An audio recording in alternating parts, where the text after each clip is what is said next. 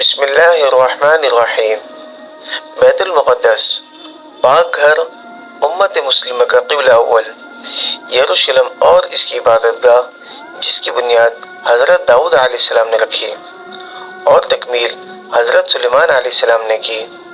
عام طور پر شہر یروشلم کو بھی بیت المقدس ہی کہا جاتا ہے۔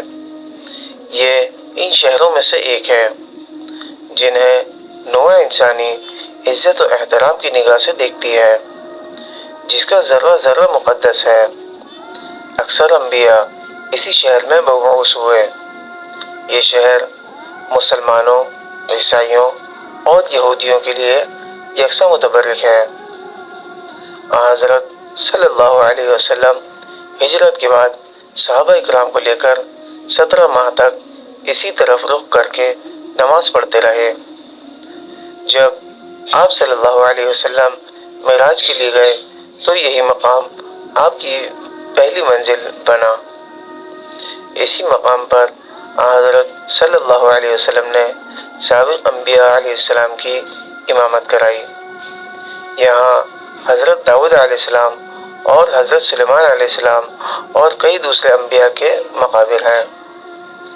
حضرت داؤد علیہ السلام نے شہر مقدس پر 33 سال حکومت کی۔ اس تمام عرصے میں اسرائیلی فوجوں کو سکون بہت کم ملا۔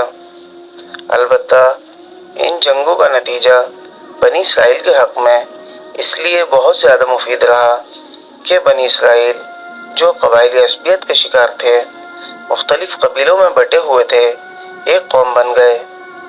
حضرت داؤد علیہ السلام کی دلی خواہش تھی کہ وہ ایک معبد بنائیں، لیکن اسرائیلی روایات کے مطابق انہیں خواب میں بتایا گیا کہ اللہ کا مستقل گھر ان کے بیٹے کے عہد میں تعمیر ہوگا۔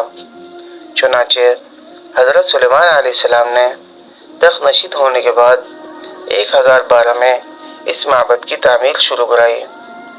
یہ عمارت اسی جگہ تعمیر ہوئی جسے داؤد علیہ السلام نے منتخب کیا تھا۔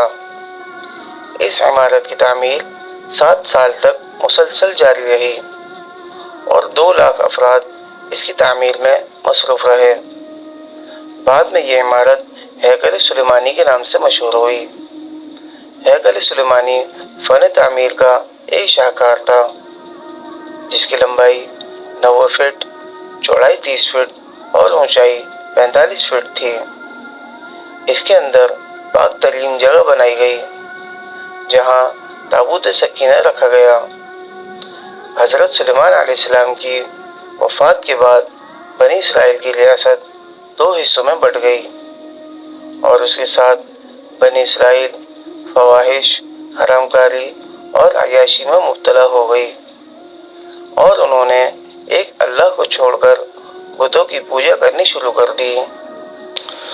جہان بن سلیمان کو تخت پر بیٹھے ہوئے 5 سال ہوئے تھے کہ شاہ مصری شاق نے یروشلم کی طرف پیش قدمی کی اور بغیر مزاحمت کے شہر میں داخل ہو گیا۔ وہ سلیمانی اور عبادت گاہ کی تمام چیزیں شاہی خزانوں کے ساتھ لوٹ کر لے گیا۔ حزقیہ نے اپنے دور میں ہیکل کی عظمت کو بحال کیا۔ یہود کی پہلی قوم تباہی و بربادی بخت نصر کے ہاتھوں ہوئی۔ اس تباہی میں نہ صرف ہیکل سلیمانی کا نام و نشان مٹ گیا بلکہ دیگر صحائف کے ساتھ تورات بھی غائب ہو گئی۔ بخت نصر کے اس حملے کے بعد تابوت سکینہ ایسا غائب ہوا کہ آج تک اس کا سراغ نہیں لگ سکا۔ 539 میں ایران کے پہلے کسریٰ نے بابل کو فتح کیا تو اس نے یہودیوں کو اپنے وطن واپس جانے کی اجازت دے دی۔ چنانچہ جب یہودی واپس آئے تو انہوں نے یشوع بن صدیق کی قیادت میں ہیکل سلیمانی کی تعمیر دوبارہ شروع کی۔ 516 میں یہ تعمیر مکمل ہوئی۔ 63 میں رومی جنرل پومپئی کا محاصرہ کر کے ہیکل کو دوبارہ تباہ کر دیتا ہے، لیکن ہیرود اعظم کے دور میں جو رومی شہنشاہ کے باج گزار کی حیثیت سے یہاں کا بادشاہ بنا، بیت المقدس نے دوبارہ سلیمان علیہ السلام کے عہد کی عظمت حاصل کر لی۔ اس بادشاہ نے ہیکل سلیمانی کو اثر نو عظمت بخشی۔ بقول کیپٹن وان ہیرود کے وسیع کردہ ہیکل کا رقبہ تقریباً 1000 فٹ تھا اور شان و شوکت میں سلیمان علیہ السلام کے تعمیر کردہ ہیکل سے کسی طرح کم نہ تھا۔ 70 عیسوی میں جب رومی شہنشاہ تیتس شہر میں داخل ہوا اور رومی سپاہی یہودیوں کا تعاقب کرتے ہوئے ہیکل کے اندرونی صحن میں داخل ہوئے تو ایک یہودی نے جلتی ہوئی مشعل ہیکل کے اندر پھینک دی، جس سے ہیکل میں آگ بھڑک اٹھی اور یہ جل کر راکھ ہو گیا۔ اس مرتبہ ہیکل کی تباہی خود یہودیوں کے ہاتھ ہوئی۔ 135 عیسوی میں جب دوبارہ ہیکل تیار ہوا تو رومیوں نے اسے گرا کر اس کی جگہ ہل چلا دیے۔ 136 عیسوی میں رومی شہنشاہ ہیڈرین نے اسے دوبارہ آباد کیا اور شہر کا نام پہلے ایلیا اور پھر کیسیڈولینا قرار دیا۔ اس بات کو فرنگی مورخین اور ماہرین آثار قدیمہ تسلیم کرتے ہیں کہ ہیرود کا تعمیر کردہ ہیکل تباہ ہو جانے کے بعد صدیوں تک اس جگہ پر ملبے اور غلاظت کے ڈھیر پڑے رہے۔ یہودیوں سے لوگ نفرت کی بنا پر کوڑا کرکٹ اسی جگہ پھینکتے تھے۔ چنانچہ حضرت عمر رضی اللہ عنہ کے زمانے میں جب مسلمانوں نے بیت المقدس فتح کیا تو اس وقت یہاں یہودیوں کا کوئی معبد نہ تھا بلکہ کھنڈر پڑے ہوئے تھے۔ حضرت عمر رضی اللہ عنہ کے حکم سے ان کھنڈرات پر ایک مسجد کی تعمیر ہوئی۔ ایک قدیم سیاح آرکلف نے بھی ایک سادہ مسجد کا ذکر کیا ہے جو 670 عیسوی میں مقدس مقامات کی زیارت کے لیے بیت المقدس بھی آیا تھا۔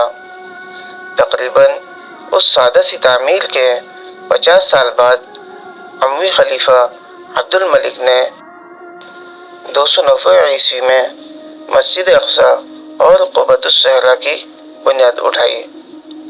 یہ خلیفہ قبۃ الصحرا کی تعمیر ہی مکمل کر سکا۔ مسجد اقصی کی تعمیر کا کام جو ادھورا رہ گیا تھا ولید بن عبد الملک نے مکمل کروایا۔ وہ مقدس مقامات جن کی بدولت یہ مقدس شہر مسلمانوں، عیسائیوں اور یہودیوں کی عقیدتوں کا مرکز ہے اور اکثر و بیشتر شہر کی مشرقی پہاڑی پر ایک احاطے میں ہیں، جن کو مسلمان حرم شریف اور یہودی بیت الحم کے نام سے پکارتے ہیں، اور یہ بیت المقدس کا مقدس ترین حصہ ہے۔